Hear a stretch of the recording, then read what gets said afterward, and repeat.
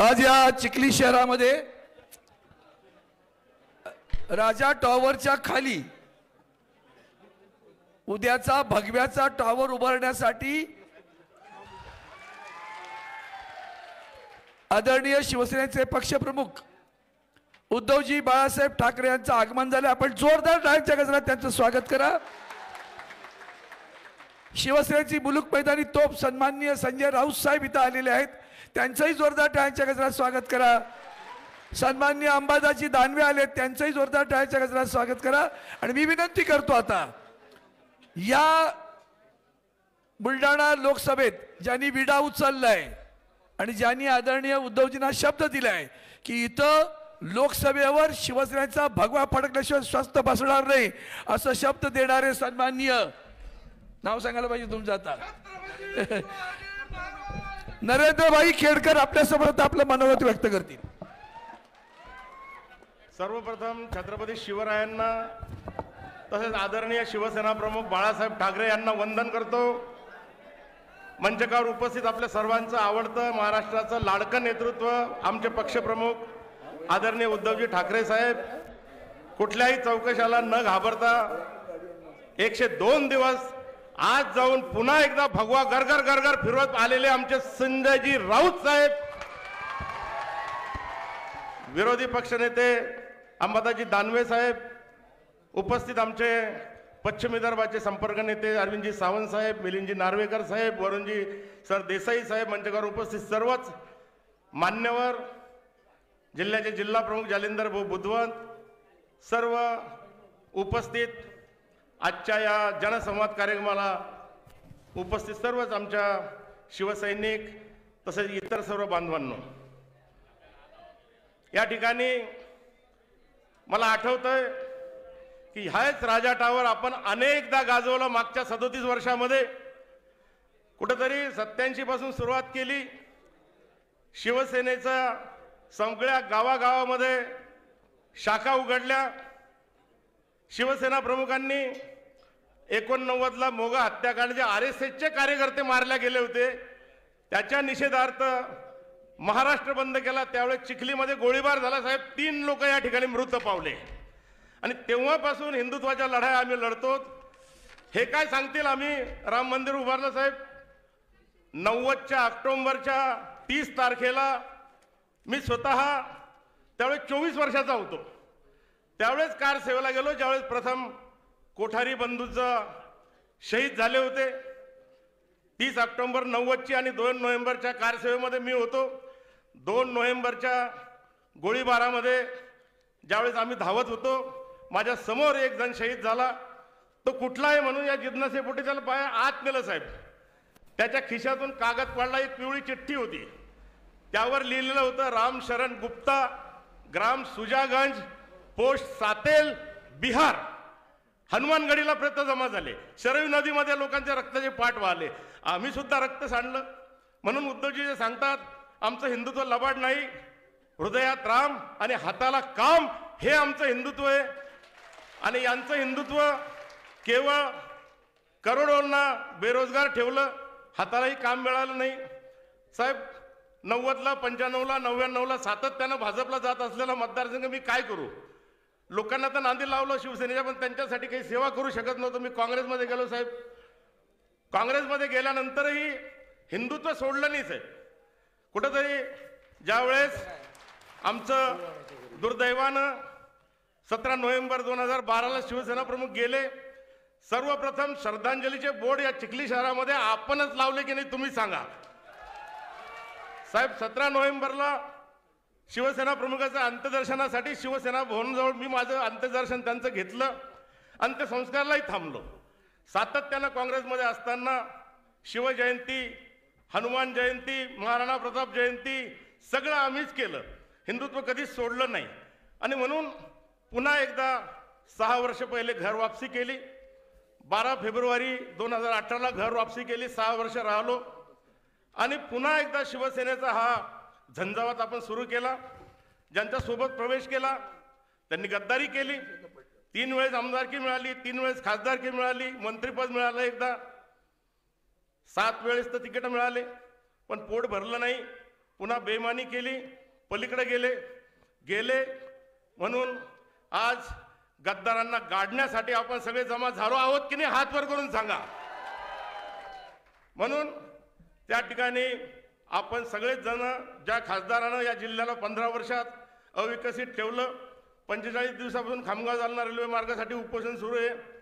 मिंदे इथं आले साहेब मागच्या 26/11/2022ला ज्यावेळेस आपण मोठी सभा घेतली त्या ठिकाणी जिल्ह्याची, त्याच महिन्यावर मिंदे आले. मागच्या महिन्यामध्ये 7-8 हजार लोक जमा झाले. कुठेही त्यांना स्थान नाही. जनमानसामध्ये क्रोध आहे. आपण केलेली कुठल्याही कागदाविना केलेली 2 लाखाची कर्जमाफी, करोनामध्ये जात पात धर्म न पाहता सर्वांना कुटुंब प्रमुखाप्रमाणे सांभाळलं, हे लोक काही विसरले नाही. म्हणून निश्चितपणे या ठिकाणी मातृतीर्थ बुलढाणा या मतदारसंघावर आम्ही भगवा फडकल्याशिवाय राहणार नाही. हे शब्द साहेब आम्हाला तुम्हाला द्यायचे आहेत.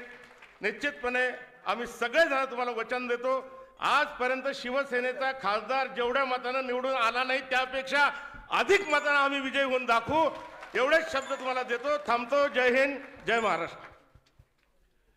यानंतर महाराष्ट्राच्या विधान परिषदेतील एक नवीन झंझावात विरोधी पक्ष नेते सन्माननीय अंबादासजी दानवे यांना आपले विचार मांडण्याची विनंती करतो.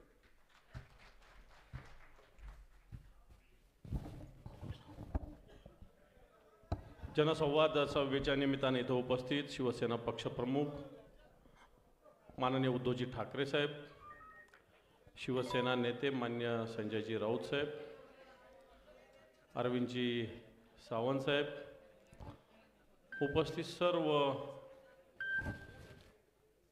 या ऐतिहासिक अशा राजा टावरवर उपस्थित सर्व शेतकरी, माता भगिनी आणि बांधवांनो,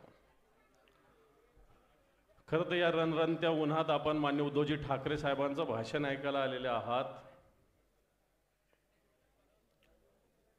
एकदम भर ऊन आहे आणि त्या काळात सगळे शेतकरी आपल्या समोर उभे आहेत, बसलेले आहेत. पण ऊन जरी असलं तरी या उन्हातून येऊन आपल्या सगळ्या, तुम्ही असो मी असो, या शेतकऱ्यांचं डोकं सध्याच्या घडीला गरम झालेलं आहे. आणि मग हे गरम का झालेलं आहे याचे अनेक विषय सांगता येईल. आपल्याला वेळ कमी आहे कारण आपण उद्धवजींना ऐकायला आलेला आहात. पण मी 2-3 छोटेसे मुद्दे सांगतो 2च मिनिटात, की आत्ताच्या घडीला कापसाला काय भाव बाजारात मिळतो सांगा. काय भाव मिळतो? 6,000.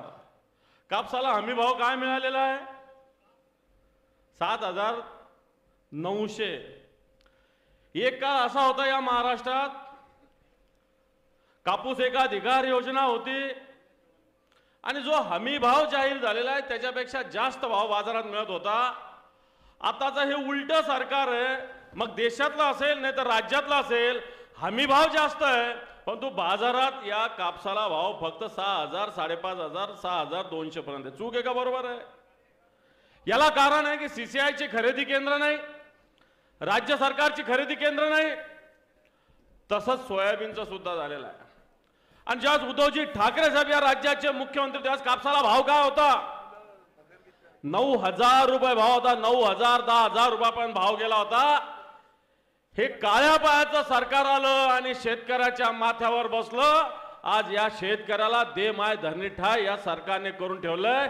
या सरकारला येणाऱ्या निवडणुकीत आपल्याला दे माय धरणी ठाय करून द्यावं लागणार आहे. या भागात अतिवृष्टी झाली, या भागात पिकाचं नुकसान झालं, 40-50 हजार शेतकऱ्याचं नुकसान झालं. अजून सुद्धा या भागातील शेतकऱ्याला ही नुकसान भरपाई मिळालेली नाही. खरं आहे का खोटं आहे? मिळालेलं नाही. या भागातील शेतकऱ्याला कोणती नुकसान भरपाई अजून मिळाली नाही. नोव्हेंबरमध्ये मोठी गारपीट झाली, मोठं नुकसान या भागातील जवळपास 43,000 शेतकऱ्यांचं या चिखली तालुक्यात नुकसान झालं. पण तो अजूनही सरकार ठिकाणावर येत नाही. या भागामध्ये मोठ्या आश्वासनं दिलेलं रेल्वेचं, राज्य सरकारने वाटा उचलायचं सांगितलं. हे आश्वासन अनेक वर्ष जुनं आहे परंतु या जिल्ह्याचे खासदार हे करू शकणार नाही आपल्याला माहिती आहे.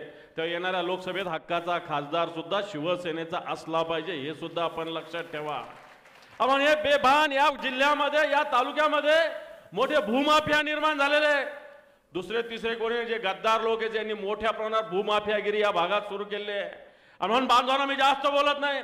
या शेतकऱ्याला न्याय मिळवून देण्यासाठी, या सगळ्या गद्दारांना धडा शिकवण्यासाठी येणाऱ्या काळात एकच नेतृत्व आजही या देशात काम करतं, ते उद्धवजी ठाकरे साहेबांच्या रूपानं करतं.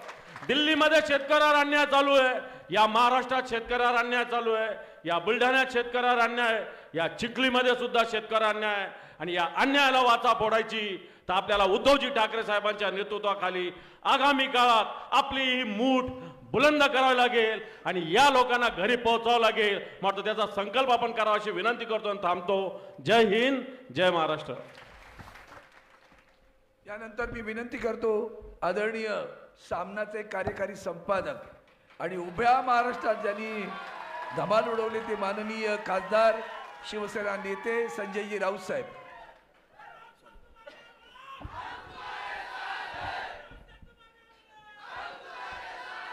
शिवसेनेचे पक्षप्रमुख आदरणीय उद्धवजी ठाकरे हे चिखलीकरांना भेटण्यासाठी खास इथे आलेले आहेत. बुलढाण्यातला दौरा आहे आणि सुरुवात चिखलीपासून होते. अत्यंत पवित्र अशी भूमी आहे.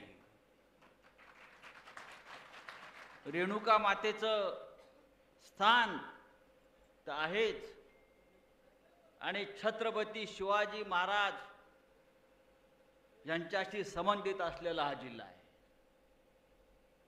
या जिल्ह्याला जो गद्दारीचा डाग लागलेला आहे, कलंक लागलेला आहे, तो पुसण्यासाठी माननीय उद्धवजी इथे आलेले आहे. चिखलीकरांच्या मनात काय आहे, ही गद्दारी गाडणार की नाही हा पहिला प्रश्न आहे. बुलढाण्यामध्ये या तळपत्या उन्हामध्ये आपण ज्या पद्धतीनं उद्धवजीचं स्वागत केलं, मला पूर्ण खात्री आहे येणाऱ्या लोकसभेत इथून शिवसेनेचाच खासदार निवडून जाईल. ही सभा राजा टॉवर खाली होते, बरोबर ना अरविंदजी? राजा टॉवर, हिंदुओं का राजा यहां बैठा है. आओ, किसी में हिम्मत है तो सामना करो. कोणताही खोक्यावाला आमच्याशी सामना करू शकणार नाही. मग अशी अंबादास दानवे आपण शेतकऱ्यांचे प्रश्न सांगितले, पण शेतकऱ्यांचे प्रश्न फक्त या राज्यातले, या बुलढाण्यातले नाही आहेत, तर देशभरातला शेतकरी आज या मोदी सरकारच्या विरुद्ध पेटून उठलेला आहे. 50,000पेक्षा जास्त शेतकरी पंजाबातून निघालाय आणि दिल्लीच्या दिशेनं कूच करतोय आणि त्याच्यावर दिल्लीच्या सीमेवर या मोदी सरकारनं गोळीबार करून 2 शेतकऱ्यांची हत्या केलेली आहे. आणि त्याही शेतकऱ्यांची मागणी हीच आहे, आम्हाला मालाला हमी भाव पाहिजे. हमी भाव. आणि मोदी सरकार अडाणीपासून आमदार खासदारांना सगळ्यांना हमी भाव देते, पण शेतकऱ्यांच्या मालाला हमी भाव देत नाहीये. आणि म्हणून ही आपली लढाई आहे. खासदाराचा भाव किती इकडल्या हमी भाव जास्त आहे माझ्या माहितीप्रमाणे, थोडा 50 कोटी. खासदाराला हमी भाव, गद्दार खासदाराला हमी भाव, गद्दार आमदाराला हमी भाव. आणि आमच्या शेतकऱ्याच्या मालाला, कापसाला, सोयाबीनला हमी भाव नाही. ही अत्यंत दुःखाची गोष्ट आहे. ही लढाई शेतकऱ्यांच्या हक्काची आहे. ही लढाई कष्टकऱ्यांच्या हक्काची आहे. आणि ही लढाई महाराष्ट्राच्या स्वाभिमानाची आहे, लक्षात घ्या. आणि लढाई आज बुलढाण्यातून सुरुवात होते आहे. आपण सगळे या तळपत्या उन्हामध्ये उभे आहात आणि नुसती या उन्हानं डोकी आपली तापलेली नाही, तर विचाराने डोकी तापलेली आहे. आणि हा विचार बाळासाहेब ठाकरेंचा, हिंदुहृदय सम्राटांचा आहे की अन्यायाला लाथ मारा, ढोंगाला लाथ मारा, आणि आपण बुलढाण्याची चिखलीची जनता हा विचार पुढे घेऊन जाणार आहोत आणि माननीय उद्धव ठाकरे यांच्या नेतृत्वाखाली या महाराष्ट्रामध्ये पुन्हा एकदा परिवर्तन करून शिवसेनेचा भगवा झेंडा फडकवणार आहोत आणि त्याची सुरुवात त्या चिखलीपासून होते आहे. मला खात्री आहे आपण सगळे या चिखलीतले शिवसैनिक शिवप्रेमी जनता उद्धव ठाकरे यांचे हात बळकट कराल याची मला खात्री आहे. आणि पुन्हा एकदा मी आपले सगळ्यांचे आभार मानतो की या राजा टॉवर खाली छत्रपती शिवाजी महाराजांच्या साक्षीनं आपण इथे जमलेला आहात आणि छत्रपतींचा विचार जो आहे महाराष्ट्राच्या स्वाभिमानाचा तो पुढे घेऊन आपण जाणार आहोत. जय हिंद, जय महाराष्ट्र.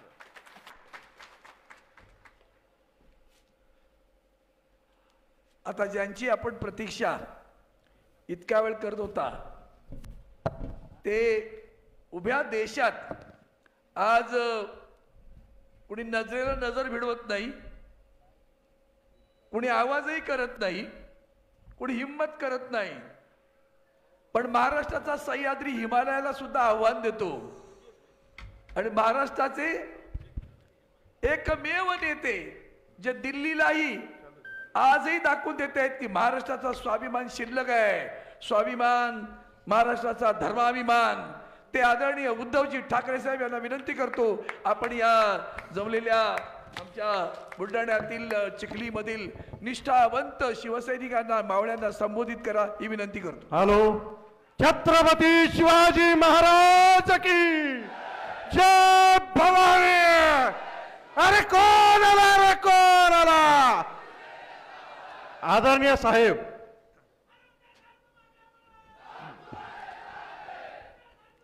जमलेल्या माझ्या तमाम हिंदू बांधवांनो, भगिनींनो आणि मातांनो, काय बोलू तुमच्या समोर. किती वेळ बसला तिथे. जेवण वगैरे झालं हो की नाही. झालंय ना. चला धन्यवाद. कारण मला यायला उशीर झाला, संभाजीनगरला उतरलो आणि थेट आलो इकडे. एवढ्या भर दुपारी तुम्ही सगळेजण थांबून राहिलात त्याच्याबद्दल खरंच मनापासून तुम्हाला मी धन्यवाद देतोय. कारण आता या देशात, मी जगाचं बोलत नाही, पण किमान या देशात जीवाला जीव देणारी माणसं राहिलेली नाहीत. जीव घेणारी माणसं निर्माण होतात की काय अशी भीती वाटते. अनेक ठिकाणी काही पक्षांना कार्यकर्त्यांसाठी बिर्याणीची सोय करावी लागते. मग बातम्या येतात 2000 किलो चिकन आणलं, 1000 किलो मटण आणलं, आणि मग कार्यकर्ते काय करतात, नेत्याला ठेवतात बाजूला आणि बिर्याणीवरतीच ताव मारून घरी जातात. पण या आपल्या शिवसेनेत तसं नाहीये. तुम्ही काही जण जरी हो बोलला असला तरी मला कल्पना आहे अनेक जण जेवलेले नाहीत, अनेक जण जेवलेले नाहीत. आणि साहजिकच आहे मी सुद्धा जेवलेलो नाही. मी तुमच्या प्रेमाचा भुकेला आहे. आजकाल प्रेम करणारी माणसं मिळत नाहीत.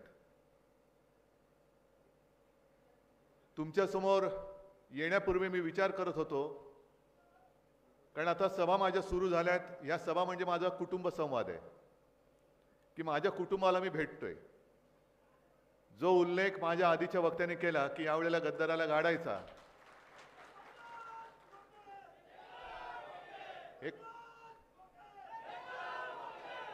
आणि मी मुद्दामून पाहायला आलोय. ठीक आहे, ज्यांनी मोठं केलं ते मोठी झालेली माणसं गेली, पण ज्यांनी मोठं केलं ती लोक माझ्यासोबत आहेत की नाही हे मी पाहायला आलेलो आहे. आणि त्यांना 50 खोके लख लाभो, पण हे जे काय वैभव आहे, हे जे काय ऐश्वर्य आहे, हे ऐश्वर्य आणि हे वैभव या गद्दारांच्या नशिबात नाहीये. मुळामध्ये ते आता रस्त्यावरती फिरताना भले काही काळाकरता आपला धनुष्यबाण त्यांनी चोरला असेल, शिवसेना चोरल्याचा प्रयत्न ते करतील, पण कपाळावरचा गद्दारीचा शिक्का ते पुसू शकत नाही. जन्मभर किती जन्म घेतले तरी गद्दारीचा शिक्का ते पुसू शकणार नाहीये. आज मला कल्पना आहे की सकाळी निघताना मी बातमी वाचली की आपल्या बुलढाणा जिल्ह्यात, नंतर नंदुरबार आणि हिंगोलीमध्ये अन्न विषबाधा झालेली आहे. लोणारच्या इथे, नंदुरबारला पण झालं, हिंगोलीला पण झालं. दुर्दैवी घटना आहे. मुद्दामून केलं का, घातपात होतं का, अपघात होता का, हा विषय आता चर्चेला येईल. याचा अहवाल कधी बाहेर येईल कल्पना नाही. कारण साधारणतः एक वर्षभरापूर्वी मुंबईच्या जवळ श्री सदस्यांचे बळी गेले होते उन्हामध्ये. माहिती आहे ना, तुम्ही वाचलं असाल. तो सुद्धा अहवाल काय झाला, कारण कॉन्ट्रॅक्टरसाठी करोडो रुपये दिले गेले. करोडो रुपये देऊन जर कॉन्ट्रॅक्टरचं पोट भरलं असेल तर मग ते करोडो रुपये खाल्ल्यानंतर तशी एक सुविधा उन्हातान्यात जमणाऱ्या माता भगिनींसाठी का नव्हती, या प्रश्नाचं अजून उत्तर काही सरकारने दिलेलं नाहीये. अन्न विषबाधा झाली, मी असं काय म्हणत नाही की हा मुद्दामून कोणतरी केलेला प्रकार, ते पोलिसांचं काम आहे, पोलीस शोधतील. पण विषबाधा झाल्यानंतर उपचारासाठी डॉक्टर नव्हते तिकडे. हे आपलं सरकार, हे सरकार आपल्या दारी. कशासाठी? आज माझ्या बुलढाण्यामध्ये दुष्काळासारखी परिस्थिती आहे ना. एकतर दोन्ही सीझनची वाट लागली. खरीप गेला, रब्बीला पण अवकाळीने झोडलं. आता गेल्या आठवड्यामध्ये पडला अवकाळी. किती ठिकाणी पंचनामे सुरू झाले. बरं, पंचनामेचं नाटक झाल्यानंतर आजपर्यंत काय असं काय नाही की आपत्ती पहिल्यांदाच आली. यापूर्वी सुद्धा आपत्ती आलेली आहे, अगदी आपलं सरकार असताना सुद्धा आली. पण त्यावेळेला तुमच्याकडे मदत मिळाली होती की नव्हती हे एकदा उघड तुम्ही सांगा. मला कल्पना आहे, हा पश्चिम विदर्भ जो आहे इकडे कर्जमाफी कर्जमुक्ती करायला थोडा वेळ लागला, कारण तोपर्यंत कोरोनाची सुरुवात झाली आणि पश्चिम विदर्भातले काही भाग हा राहिला होता. तरी देखील 2 लाखापर्यंत पीक कर्ज माफ करण्याची किंवा मुक्त करण्याची योजना मी राबवली होती. ती तुम्हाला मिळाली होती की नव्हती एवढं उघडपणाने सांगा. मग हे जे मी काही धाडस करतोय की भर जनतेत जाऊन त्यांना विचारतोय, आत्ताचे घटनाबाह्य जे मुख्यमंत्री आहेत आणि त्यांच्या उजवीकडे डावीकडे सगळे पावपाव उपमुख्यमंत्री आहेत, त्यांनी जनतेत जाऊन विचारायचं, अरे दारी कशाला जातात, जा ना मैदानात या आणि विचारा जनतेला. मैदानात येऊन विचारा की सरकार तुम्हाला कोणाचं आवडलेलं, उद्धव ठाकरेचं आवडलेलं की त्यांचं आवडलेलं आहे. होऊन जाऊ रे सामना, मला काही त्याची पर्वा नाही. कारण शेवटी मी जी काही लढाई लढतोय ही माझ्यासाठी लढत नाहीये, ही मी शेतकऱ्यासाठी लढतोय, सामान्य जनतेसाठी लढतोय. मला काहीतरी मिळालं पाहिजे. नाही, मला काही मिळायची काही आवश्यकता नाही. मला तुमचं प्रेम मिळालं, खूप झालं, बस झालं मला एवढं. त्याच्या पलीकडे आणखीन काय पाहिजे. माझ्याही आधी मुख्यमंत्री झाले, माझ्यानंतर तरी बसलेच आहेत गद्दारी करून आणि घटनाबाह्य. पण अशा या उन्हा तानामध्ये न जेवता माझ्यासाठी थांबणारी लोक तुमच्यासाठी थांबू शकतात का? इकडे एक सुद्धा कोणी भाड्याने आणलेला माणूस नाहीये. खुर्च्या भाड्याने आणल्या आहेत, पण त्याच्यावरती बसणारी एक सुद्धा भाडखाऊ कोण नाहीये. आहे का रे बाबा? मग प्रत्येक गोष्टीला पैसे देऊन, म्हणजे गद्दारांना, आता संजय राऊत बोलले, गद्दारांना हमी भाव आहे 50 खोक्यांचा. पण माझा शेतकरी जो सोनं पिकवतो तो शेतकरी आत्महत्या का करतोय? बुलढाण्यामध्ये सुद्धा काय कमी आत्महत्या नाही झालेल्या, होतातच आहेत. आज सुद्धा दुष्काळाचा फटका इकडे बसलाय. दुष्काळ अगदी उंबरठ्यावर आहे. खरीप गेला, रब्बी गेलेला आहे, हमी भाव मिळत नाहीये. अनेक जण, मला कल्पना आहे, ग्रामीण भागातले तरुण हे रोजगारासाठी शहरामध्ये निघालेले आहेत. बरोबर ना? मग आता एकच ग्रामीण भागातल्या जे युवक आहेत त्यांना एकच आता आधार राहिलाय, तो रोजगार हमी योजनेचा. बरोबर बोलतोय का चूक बोलतोय? आणि माझ्या माहितीप्रमाणे जर मी चूक बोलत असेल तर मला सांगा, कारण मी चुकीचं काही बोलायचं नाही आणि चूक कधी करायची नाही. चुकत असेल तर मला तुम्ही सुधरा. या बुलढाण्यामध्ये अजूनही किमान 550 गावामध्ये ही कामं सुरू झालेली नाहीयेत. कामच सुरू झालेली नाहीत. काय सरकार फिरतंय दारी? जर आम्हाला ही माहिती मिळू शकते तर मुख्यमंत्र्याला नाही मिळू शकत. आणि मुख्यमंत्र्याला मिळत असेल तर मुख्यमंत्री नुसता दारोदारी वणवण फिरण्यापेक्षा या लोकांना रोजगार हमी योजना देऊन, कारण आता शेतीची कामं नाही आहेत, दुसरा मार्ग काय? मग काय शेतकऱ्यांनी फक्त आत्महत्या करायच्या? आणि तरी देखील तुम्ही तुमचे फोन करता. माझ्याकडे काही फोन येत आहेत, संवाद येत आहेत, शेतकऱ्यांना फोन जात आहेत. तुमच्यापैकी पण काही जणांना आले असतील की मला सांगा तुम्हाला अमुक अमुक काय प्रधानमंत्री पीक विमा योजनेचा लाभ झाला की नाही? मग तो झाला. तुम्हाला झाला की नाही? नाही झाला. प्रधानमंत्री सन्मान योजना झाला की नाही? बरं, तुमच्या घरामध्ये विचारा, कारण तुम्हाला पण माहिती आहे, विचारायची काही गरज नाही. प्रधानमंत्र्यांनी उज्ज्वला योजना आणली गॅस सिलेंडरची, किती जणांना लाभ झाला? प्रधानमंत्री आवास योजना, किती जणांना घरं मिळाली? काहीच नाहीये. मग हे फोन येत आहेत आणि फोनवरनं विचारलं जातं की तुम्हाला माहिती आहे का मोदी सरकारच्या योजना?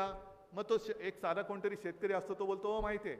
मग तुम्हाला या योजनेचा फायदा झाला का? झाला. मग तुम्हाला आनंद होईल की आणखीन तुमच्यासाठी आम्ही काय केलंय. मग तो शेतकरी त्यांना सांगतो की मग ताई असेल किंवा दादा असेल कोण फोन करणार, कारण ही सगळी भाडोत्री माणसं, पैसे बक्कळ आहेत, पैसे खूप आहेत, त्याच्यामुळे सगळ्या गोष्टी तिकडे भाड्याने चालतात. मग ते फोनवरनं विचारतात की तुम्हाला घर मिळालं का प्रधानमंत्री आवास योजनेत? हा मिळालं. मग तुम्ही परत मोदी सरकारला मत देणार का?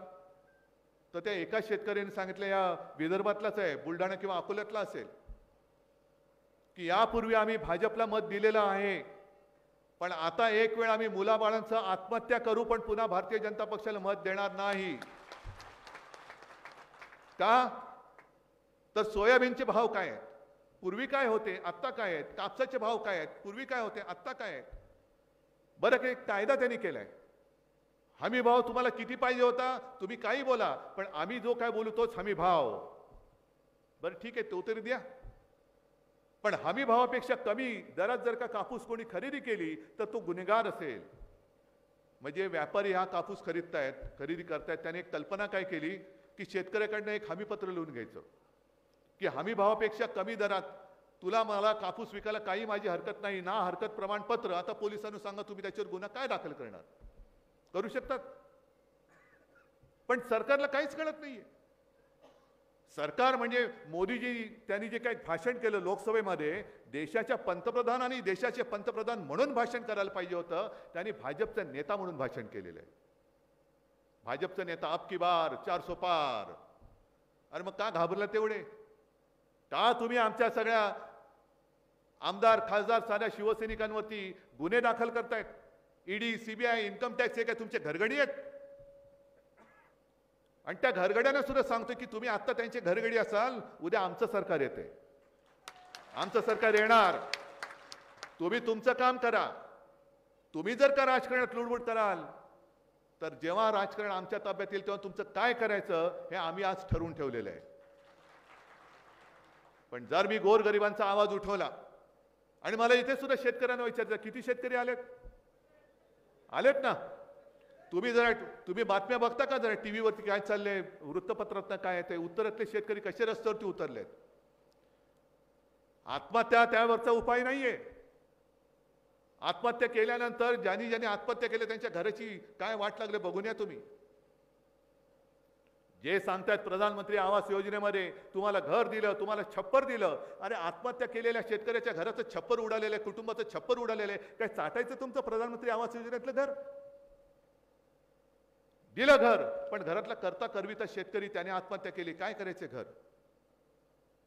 पण तुम्ही असहाय्य होऊन जर का राहणार असाल आणि आत्महत्या करणार असाल तर तुम्हाला असंच चिरडून टाकलं म्हणून समजा. या सरकारने जिद्द पाहिजे. जसं उत्तरेतले शेतकरी उतरलेत, त्यांच्या समोर आता रणगाड्या आणि रॉकेट लॉन्चर आणून ठेवायचे बाकी राहिलेले आहेत. बाकी मोठमोठ्या त्या बॅरिकेड्स उभारलेले आहेत, खिळे ठोकलेत, तारेचं कुंपण जे आपल्या सीमेवरती असतं ते ठेवलेलं आहे. वर त्या ड्रोनवरनं अश्रुधुराचे गोळे त्यांच्यावरती मारतायत. आज सुद्धा आता संजय राऊत जे बोलले की सकाळी बातमी आली की ते एक का दोघं जण त्याच्यामध्ये मृत्युमुखी पडलेत. 1-1.5 वर्षापूर्वी साधारणतः 6-7 महिने हे शेतकरी तिकडे ठाण मांडून बसले होते. ऊन वारा पाऊस, कडाक्याची थंडी असेल, ऊन असेल, पाऊस असेल, हटायला तयार नाहीत. याला म्हणतात जिद्द. आणि त्या जिद्दीसमोर मोदी होते, मोदी आहेत, तरी सुद्धा त्यांना सुद्धा झुकावं लागलं होतं. की त्यांनी गेल्या वेळेला दाखवलं होतं. हे माझ्या महाराष्ट्रातली जिद्द गेली कुठे? हा बुलढाणा आपण म्हणतो की सिंदखेड राजा म्हणजे माझ्या जिजाऊचे जन्मस्थान. अरे जिजाऊने एवढं मोठं दैवत आपल्याला दिलं, त्या दैवताने जे आपल्याला दिलं ते आपण विसरलो. अन्यायाविरुद्ध लढण्याची जी जिद्द आणि जी हिंमत लागते ती संपूर्ण जगाला दाखवणारं दैवत, त्या दैवताचं मातृस्थान ज्या जिल्ह्यात आहे, आणि त्या जिल्ह्यातला शेतकरी जर हतबलतेने नुसताच जर का आत्महत्येकडे वळत असेल आणि पुन्हा जर का गद्दार आपल्या समोर येऊन उभा राहून टिमकी वाजवणार असेल तर मला असं वाटतं की आपल्याला बुलढाण्याकरांना तरी जिजाऊचं नाव घेण्याची आपली योग्यता नाहीये, अजिबात नाही. जिजाऊला सुद्धा समाधान वाटलं पाहिजे, अरे मी जे काही तेजाला जन्म दिला त्या तेजाने संपूर्ण देश नाही जग उजळून टाकलं, त्या तेजाचा प्रकाश जर जिथे मी जन्मले त्या बुलढाण्यातच पडणार नसेल तर मग उपयोग काय माझ्या आयुष्याचा? कशाला बोलायचं जय जिजाऊ? मी तुम्हाला जो एक प्रश्न विचारतोय, जे माझ्यावरती आरोप करतात, का मी गेलो काँग्रेस सोबत, का मी गेलो राष्ट्रवादी सोबत? कारण त्याला भाजपने केलेला वचनभंग हे कारण आहे. भाजपने जो एक मला शब्द दिला होता, हो मी उघड सांगतो, अमित शहानी येऊन शिवसेना प्रमुखांच्या खोलीमध्ये जो मला शब्द दिला होता की 2.5 वर्ष माझ्यासाठी नव्हती, मी शिवसेनेसाठी मागत होतो, शिवसेनेचा मुख्यमंत्री पाहिजे. आणि त्यांनी सांगितले चालेल. मग देवेंद्र फडणवीस मला म्हणाले, कारण त्यांना खोलीच्या बाहेर त्यांनी बसवलं होतं, सगळं ठरलं, त्यांना सांगितलं, मला म्हणाले उद्धवजी आता आपण प्रेस कॉन्फरन्सला जाऊया. म्हटलं चला जाऊया, पण जरा अजूनही लोकसभेला 2-3 महिने आहेत, पण तेव्हा साधारण या सुमारास झालं होतं, आणि त्याच्यानंतर 4-6 महिन्यांनी विधानसभा आहेत. पण जर आत्ता मी बोललो आणि आपण बोललो की 2.5 वर्ष मुख्यमंत्रीपद तुमच्याकडे आणि आमच्याकडे राहील, तर म्हणे माझ्याच पक्षातले लोक आमच्या अंगावरती येतील. म्हटलं मग काय करायचं? नाही तुम्ही काळजी करू नका, आपलं ठरलंय, मी बघा कसा बरोबर करतो. मग हरकत नाही. ती प्रेस कॉन्फरन्स त्याचं सुद्धा क्लिप माझ्याकडे आहे. पद आणि जबाबदाऱ्यांचा समान वाटप आम्ही करू. पद मुख्यमंत्री पद आहे की नाही? मुख्यमंत्री पद ही जबाबदारी आहे की नाही? मग ह्याचं जर समान वाटप, ह्याचा अर्थ मी जे बोललो होतो तेच मानलं होतं, पण शब्द तुम्ही मोडलात, मग मी लोकांना काय तोंड दाखवलं असतं? तुमच्यासमोर काय म्हणून मी आलो असतो? आणि तो जो मला राग आला की बाकी एक तर काय आपण कोणाचं काही देणं लागत नाही, कोणाचंही कोणतेही पाप मी कोणाला फसवलंय, कोणाला लुबाडलंय, कोणाचं काय केलंय आयुष्यात कधी केलं नाही, आणि त्याच बरोबरीने आयुष्यात कधी मी खोटं बोललेलं नाही आणि आयुष्यात कधी मी खोटं बोलणार नाही. पण त्यांनी तो शब्द तोडला.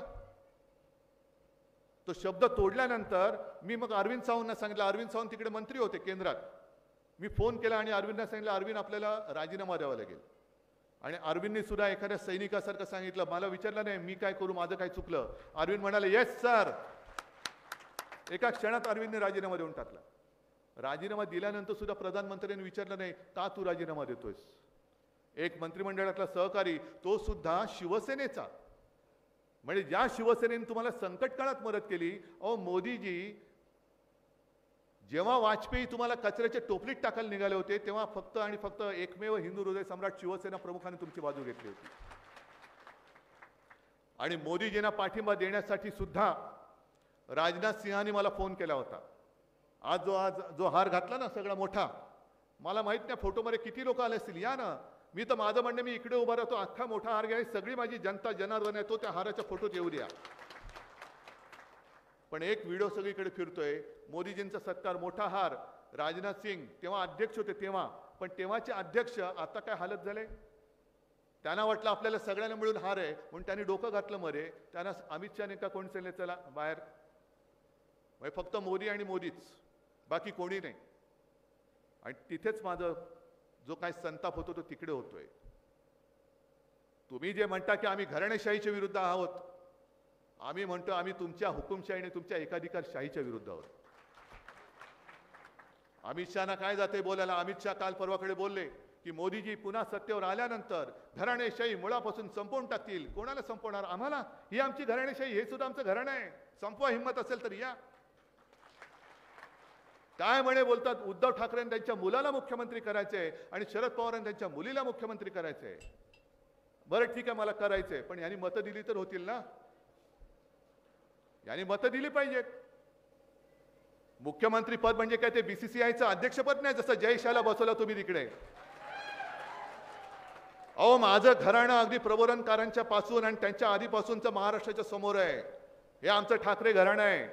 अमित शहाजी तुमचं असं क्रिकेटमधलं काय योगदान आहे? जय शाह काय विराट कोहलीचा प्रशिक्षक होता म्हणून त्याला बीसीसीआयचा चेअरमन केलं?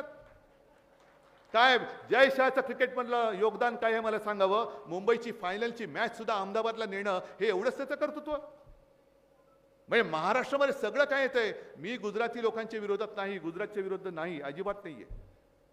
पण आज उघड महाराष्ट्राला ओरबाडून जे गुजरातकडे नेलं जात आहे, तो मात्र महाराष्ट्र सहन नाही करणार, अजिबात नाही करणार. ठीक आहे, गुजरातला तुम्ही समृद्ध करा, आमचं काही म्हणणं नाहीये. देशातले सगळी राज्य, बिहार काय सगळीच, उत्तर प्रदेश, बिहार आहे, तेलंगणा आहे, महाराष्ट्र तर आहेच, ही समृद्ध झालीच पाहिजे. कारण तर आणि तरच आपला देश मोठा होणार आहे, महाशक्ती होणार.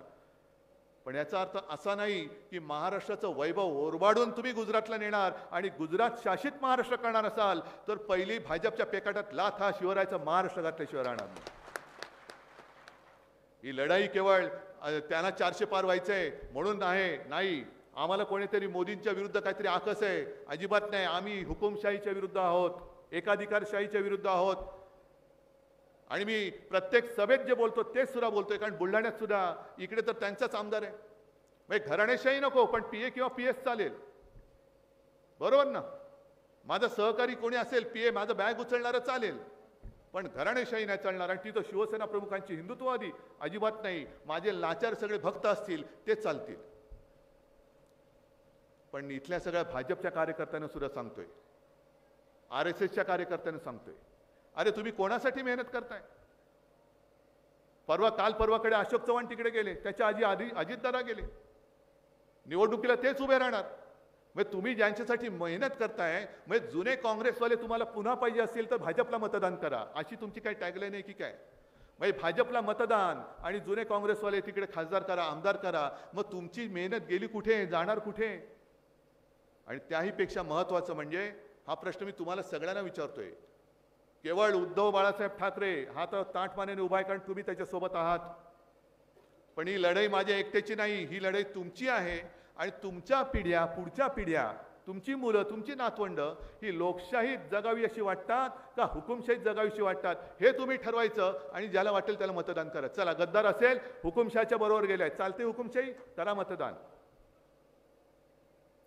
ही माझी भारत माता 150 वर्ष गुलामगिरीतून तिला काढायला लागली, ती पुन्हा या टोणग्यांच्या गुलामगिरीत टाकणार आपण, ज्यांचा काही स्वातंत्र्य लढ्याशी संबंध नव्हता.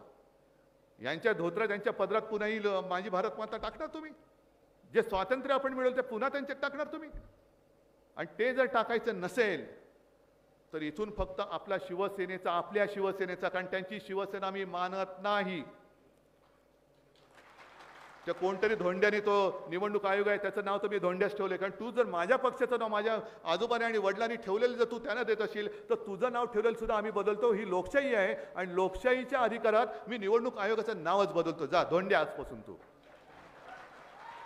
त्या धोंड्याने ठेवलेलं नाव हे आम्ही नाही, हे आमची शिवसेना आमचीच आहे. आणि गद्दारांच्या हातामध्ये शिवसेना आम्ही जाऊ देणार नाही. ही शपथ तुम्ही घेऊन मैदानात उतरणार असाल तर आणि तर आपल्याला लढ्याला अर्थ आहे. नाही तर नुसतं आले आणि गेले त्याच्यात काय अर्थ नाहीये. मला असं वाटतं सगळी परिस्थिती काय सांगण्याची आवश्यकता नाही, कारण अजून माझ्या पुढच्या 2 सभा आहेत आणि आता मी फिरतोच आहे. मी जवळपास लोकसभेतल्या प्रत्येक विधानसभेत जाऊन माझ्या कुटुंबाला, म्हणजे तुमच्यासारख्या सगळ्यांना भेटण्याचा माझा प्रयत्न आहे. आणि मला खरंच समाधान आहे की जिथे जिथे जातोय, उशीर झाला तरी माझे तुम्ही सगळे कुटुंबीय भूक, तहान, ऊन याची पर्वा न करता माझ्यासाठी थांबता. मला फक्त एकच वचन द्या की जी लढाई मी तुमच्यासाठी लढतोय त्याच्यामध्ये कितीही संकट आली तरी मागे हटणार नाही. देताय वचन? बस तुम्ही मला साथ सोबत द्या, मी तुम्हाला न्याय मिळवून देतो. जय हिंद, जय महाराष्ट्र.